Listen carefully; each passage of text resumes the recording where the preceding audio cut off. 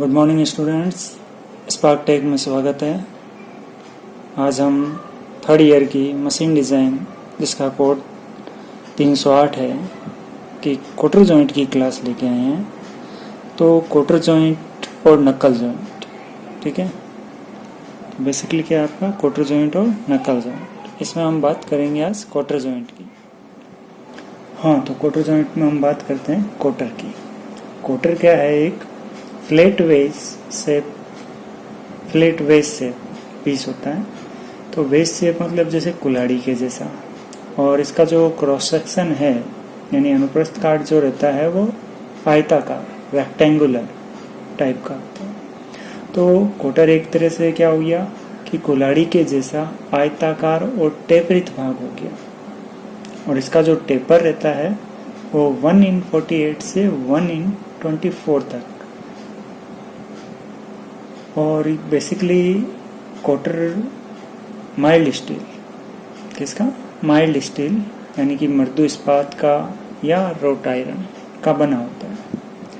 और कोटर जॉइंट को बेसिकली हम नॉर्मली प्रयोग करते हैं तो कोई जो टेम्पररी जो जोड़ है उसके लिए यूज़ किया जाता है। इसमें क्या किया करते हैं हम कि दो एक ही अक्ष पर जो छड़ है उनको कनेक्ट करने के लिए और एक तरह से अस्थायी रूप से जोड़ने के लिए यानी टेम्पररी फास्टनिंग, इसके लिए हम कोटर जॉइंट को प्रयोग करते हैं। इसके एग्जाम्पल के तौर पे हम पिस्टन रोड जो क्रॉस हेड और पिस्टन हेड का जो जॉइंट है उसको बता सकते हैं, जो रेसिप्रोकेटिंग स्टीम इंजन में होता है, या पिस्टन रोड और इसका एक्सटेंशन जैसे कि पंप रोड में होता है, ठीक है। या फिर दो साइकिल में हम देख सकते हैं इसको। तो इसके बहुत ही अलग अलग एग्जाम्पल आपको मिलेंगे। तो ये है कोटर जॉइंट आपका। तो क्या हुआ? कोटर जॉइंट एक कुल्हाड़ी के आकार का आयताकार अनुप्रस्थ काट का भाग होता है, और ये चौड़ाई में टेपरित होता है। ये टेपर है वो एक साइड या दोनों ओर, यानी कि केवल वन साइडेड भी गिवन हो सकता है और बोथ साइड्स भी गिवन हो सकता है। और टेपर रहता है 1/48 से 1/24।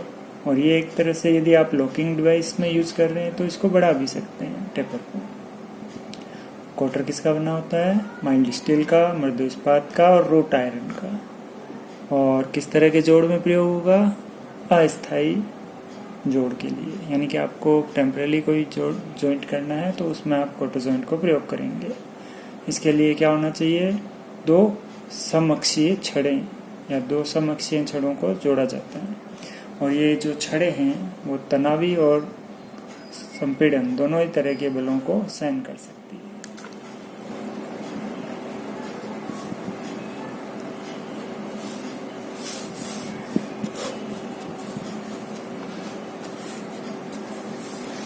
तो कोटर जॉइंट बेसिकली क्या है? 3 टाइप्स का है। पहला सॉकेट एंड स्पिगोट।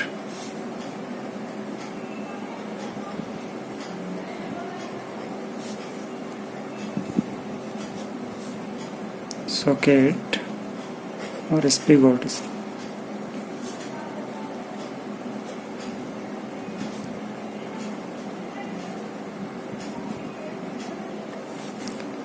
दूसरा है इसमें आपके स्लीव एंड कोटर जॉइंट। तो स्लीव तथा कोटर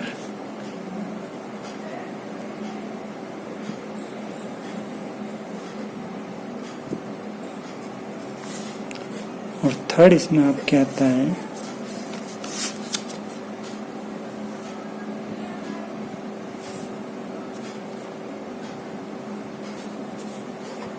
गिव एंड कोटर जॉइंट।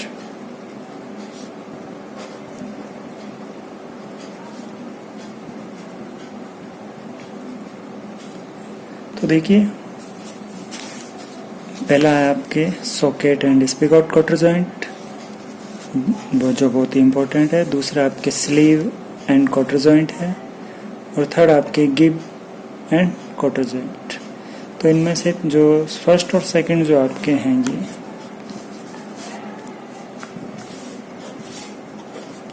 ये बहुत ही इम्पोर्टेंट रहते हैं। तो पहला आपका सॉकेट और स्पिगोट। सॉकेट और स्पिगोट में क्या होता है कि जैसे हम सॉकेट देखते हैं, यानी एक छड़ के अंदर दूसरी छड़ को, जैसे यूँ एक छड़ है, इसके अंदर हम दूसरी छड़ लगा रहे हैं, तो ये एक तरह से क्या हो गया, और इसके बीच में से हमने ऊपर से क्वार्टर, यानी कि यूँ देख सकते हैं हम कि ये एक छड़ है, इसके अंदर हमने दूसरी छड़ लगा दी, और इसके बीच में जो होल है उसमें हमने क्या लगा दिया, क्वार्टर।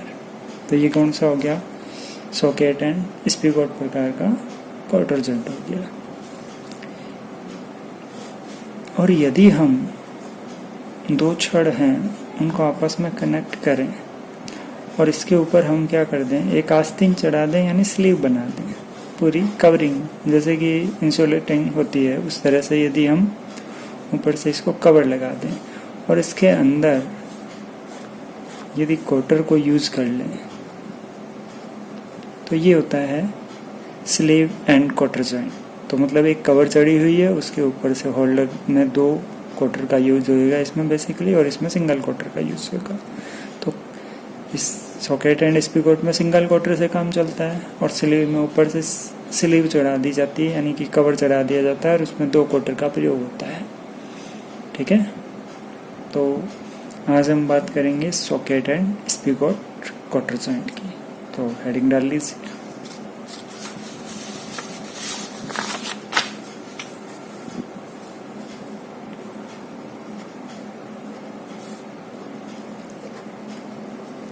स्पिगोट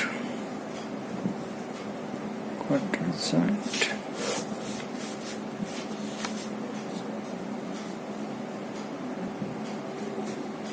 तो हम बात करते हैं सॉकेट एंड स्पिगोट प्रकार का क्वार्टर जॉइंट की। तो इसमें बेसिकली देखिए, आप थोड़ा डायग्राम समझ लें। ये कोई छड़ है,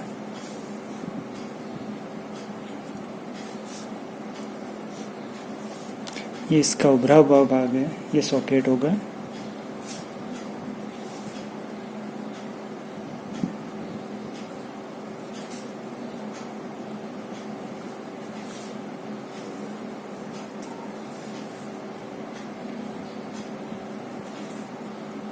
और इस भाग के अंदर वाला ये जो बन रहा है पोर्शन, ये आपका स्पिगोट।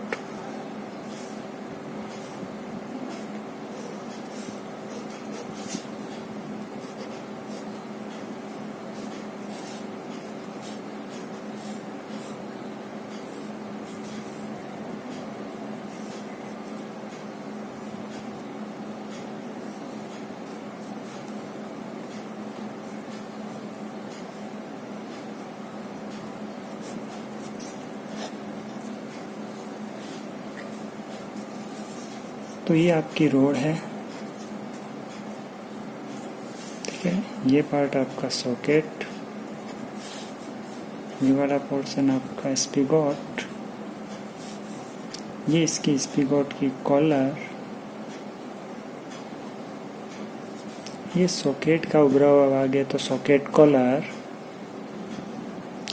और ये बीच में मिड में जो लगा है ये क्वार्टर। ठीक है, ये स्पिगोट का एंड है या रोड एंड बोलते हैं।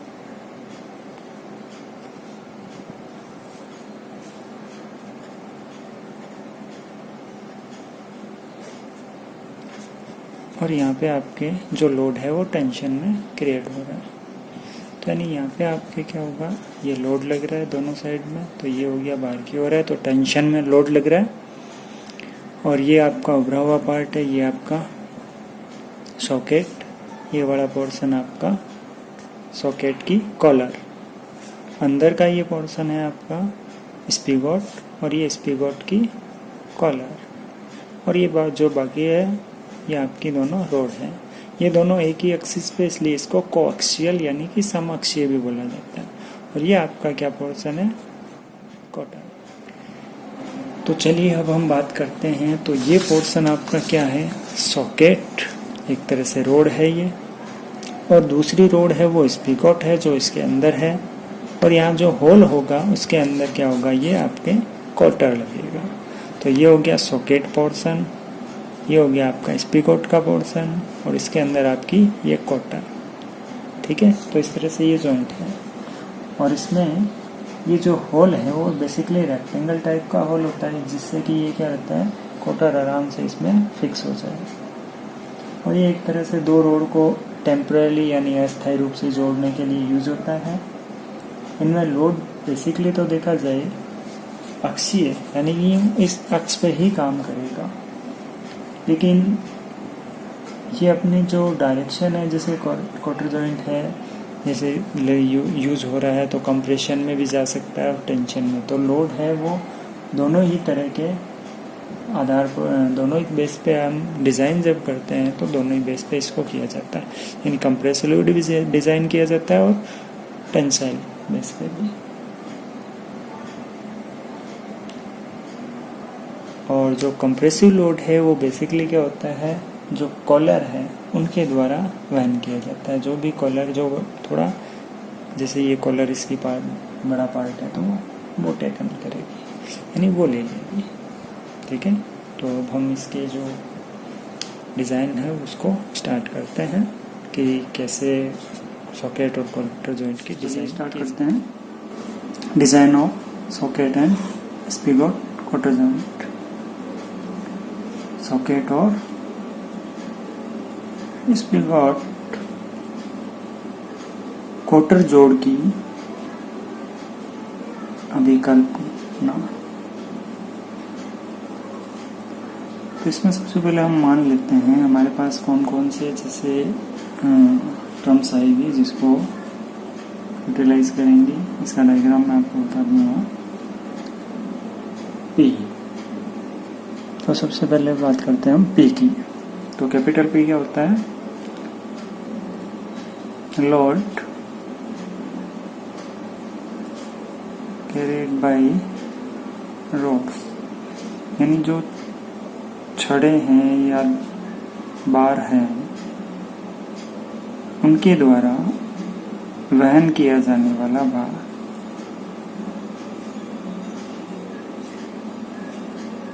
तो छड़ों द्वारा वहन किया जाने वाला भार क्या है आपका P। D क्या हो जाएगा आपका, डायमीटर ऑफ रोड्स, यानी छड़ों का व्यास, छड़ों का व्यास। उसके बाद है आपका D1। D1 क्या होगा, dia of socket, dia of socket, या इसको आउटर डाया भी बोल सकते हैं, आउटर डाया ऑफ सॉकेट। तो सॉकेट का व्यास कह दो या सॉकेट का बाह्य व्यास।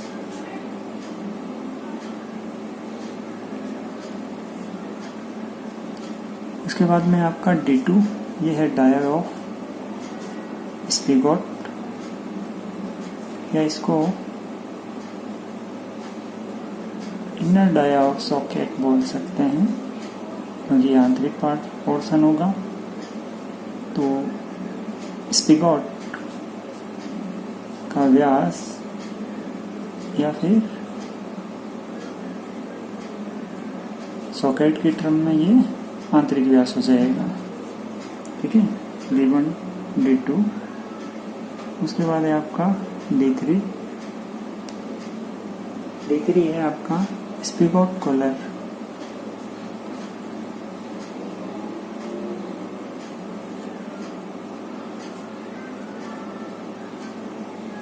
स्पीगॉट कॉलर जो है उसका व्यास कह सकते हैं। ठीक है, तो स्पीगॉट कॉलर्स डाया ऐसे भी लिखा जा सकता है, और इसको डाया ऑफ स्पीगॉट कॉलर भी कहा जा सकता है। तो स्पीगॉट कॉलर का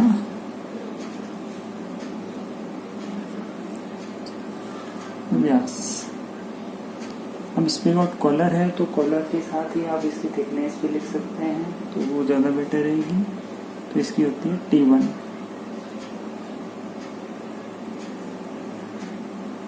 थिकनेस ऑफ स्पिगॉट कॉलर,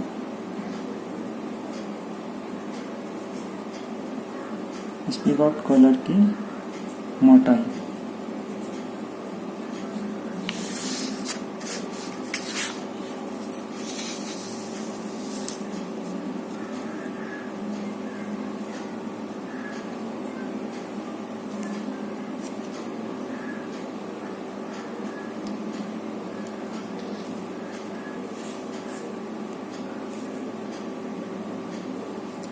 उसके बाद में D4 हो जाएगा आपका डाया सॉकेट कॉलर।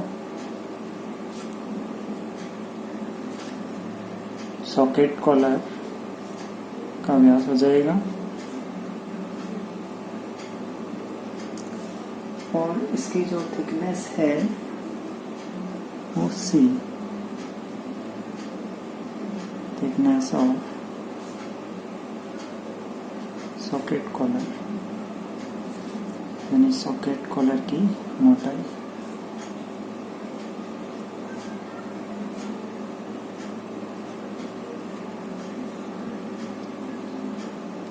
तो देखिए आपके पास C आ गया, D1, D2, D3, D4 सब कंप्लीट हो गया। उसके बाद में आपके पास डाटा है क्वार्टर से रिलेटेड B है आपकी मेन विड्थ ऑफ क्वार्टर। तो क्वार्टर की जो औसत चौड़ाई है वो आप B लेंगे।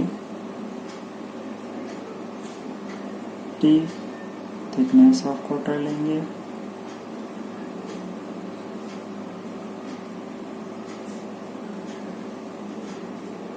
क्वार्टर की मोटाई आपकी हो जाएगी T, और एक स्मॉल l, ये लेंथ ऑफ क्वार्टर हो जाएगा।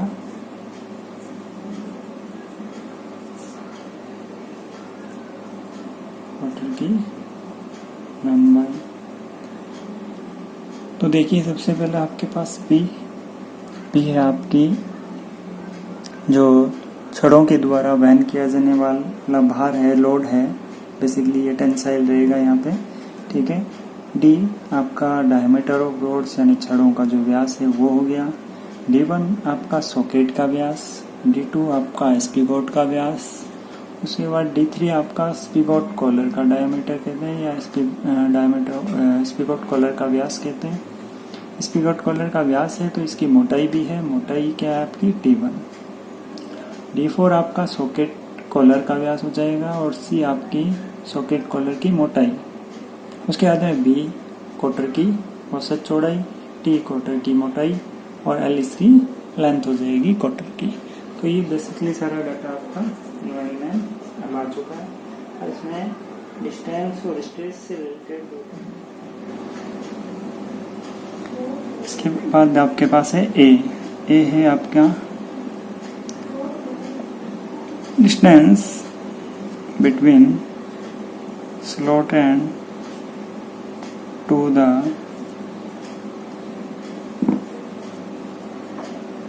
spigot end, यानी जो स्लॉट या छिद्र है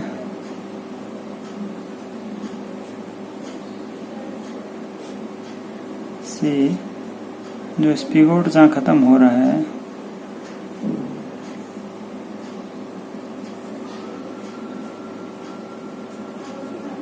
तो स्लॉट से स्पिगोट के अंतिम सिरे के मध्य की जो दूरी है वो क्या है आपकी स्मॉल है। इसी तरह आपके पास एक स्मॉल ई है, वो आपका जो स्पिगोट जहाँ एंड हो रहा है वहाँ से सॉकेट एंड के मध्य की दूरी है। तो ये आपकी डिस्टेंस हो जाएगी, distance between spigot end to socket and.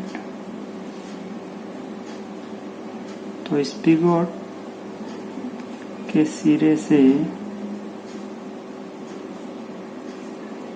Socket के अंतिम सिरे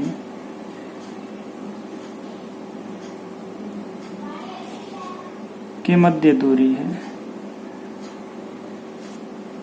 ठीक है, उसके बाद है आपके तो देखिए ये आपके है distance between slot end to the spigot end. Slot जो छिद्र है वहां से लेके स्पिगोट के अंतिम सिरे के मध्य की दूरी आपकी स्मॉल है। Distance between spigot end to the socket and, spigot और का जो एंड हो रहा है और सॉकेट का जो एंड हो रहा है उन दोनों के बीच की जो डिस्टेंस है, दूरी है, वो है आपकी स्मॉल ई। सिग्मा टी आप रोड के लिए या छड़ के लिए, पदार्थ के लिए अनुमेय तनावी प्रतिबल, टी यानी टेंशन के लिए तो तनावी प्रतिबल। C sigma C permissible crushing stress for quarter material यानी क्वार्टर के पदार्थ के लिए अनुमेय संदलन प्रतिबल, संदलन यानी कुचलना, तो सी है आपका क्रशिंग के लिए। और टो आप जानते हैं शियर स्ट्रेस के लिए यूज होता है, तो क्वार्टर के मटेरियल के लिए आपका परमिसिबल शियर स्ट्रेस, तो अनुमेय कर्तन प्रतिबल। ठीक है, तो ये सारे आपके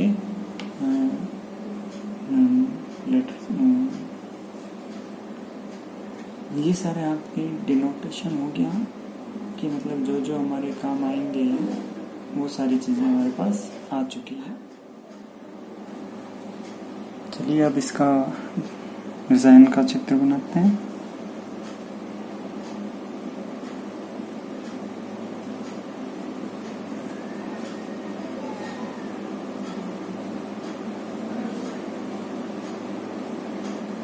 ये तो होगी आपकी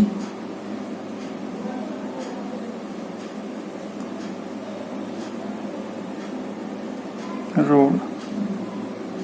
इसके बाद इसका उभरा हुआ सिरा आएगा।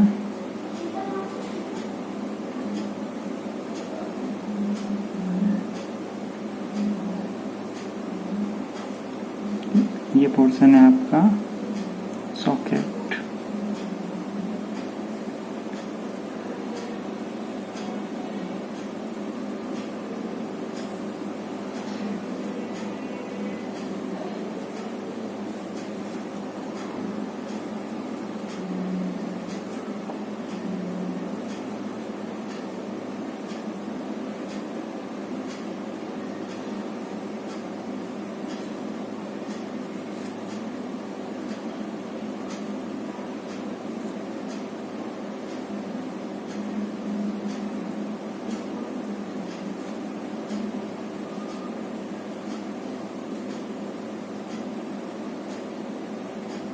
ये हो गया आपका सॉकेट की कॉलर।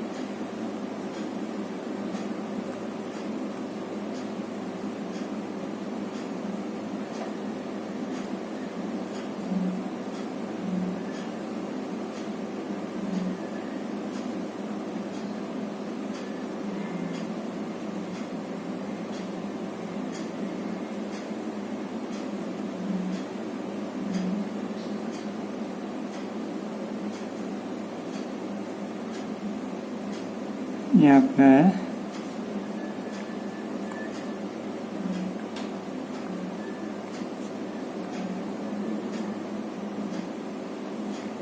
स्पिगोट।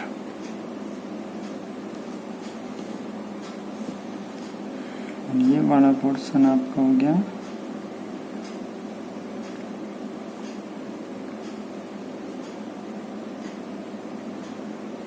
ये सॉकेट कॉलर। ये आपका सॉकेट,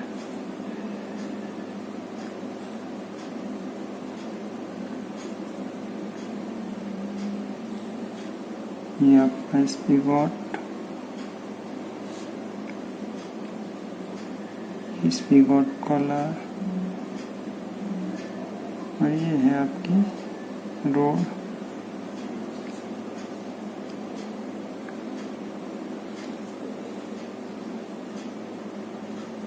ठीक है, और आपको इसका ये इस पे आपके लोड हो गया। इसी का आपको प्रोजेक्शन डायग्राम बनाना है। तो प्रोजेक्शन डायग्राम के अकॉर्डिंग बात करें तो ये आपके डाया बेस पे हो गया इसका, यानी इसका डाया यहाँ पे होगा आपका डी, ठीक है, ये इसको रिप्रेजेंट कर रहा है। उसके बाद में एक आपको ये सर्किल, ये पोर्शन दिख रहा है, तो इसका सर्किल बनेगा आपका,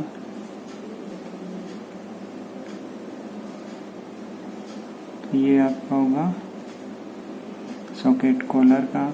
इसके बाद आपको ये पोर्शन दिखेगा, तो मतलब तो ये हो गया आपका सॉकेट कॉलर।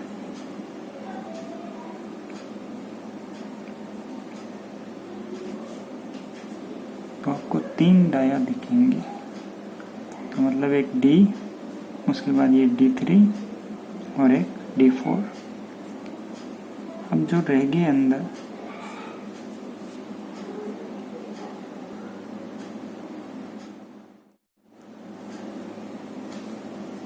हाँ तो चलिए डायग्राम में मैं सारी चीज़ें मैं बता देता हूँ आपको। ये आपका P हो गया जो लोड वर्क कर रहा है, ठीक है।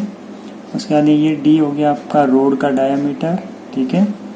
उसके बाद में नेक्स्ट था आपका D1 ये सॉकेट है, तो सॉकेट का ये डायमीटर आपका D1 यहाँ रिप्रेजेंट हो रहा है। उसके बाद D2 आपका स्पीगोट, तो ये आपका पोर्शन है स्पीगोट, ठीक है। तो स्पीगोट का ये D2 हो गया। उसके बाद में आपका था स्पीगोट कॉलर था नेक्स्ट पोर्शन, तो स्पीगोट कॉलर आपका ये है,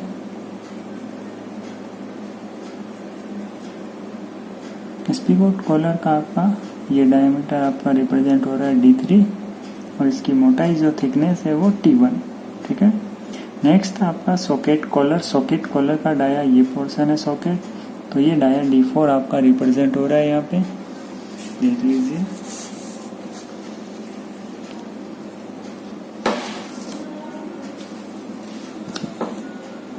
ये D4 दिख रहा है आपको, सबसे बड़ा डाया है D4। ये आपका हो गया सॉकेट कॉलर का।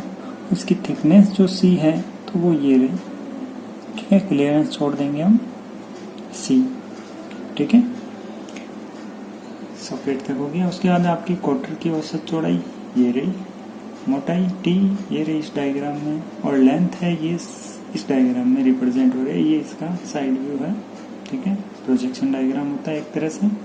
तो ये लेंथ हो गई आपकी। इसके बाद में था आपके 2-3 पॉइंट्स थे।